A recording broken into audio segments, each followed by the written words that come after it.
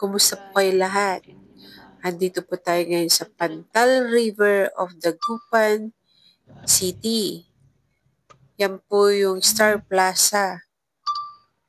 Magandang event place po yan mga kababayan ko. At ang pangunahing hanap buhay ng ating mga kababayan, ang pagbabangka, transportation. Sa area pong yan, meron pong PLDT na building.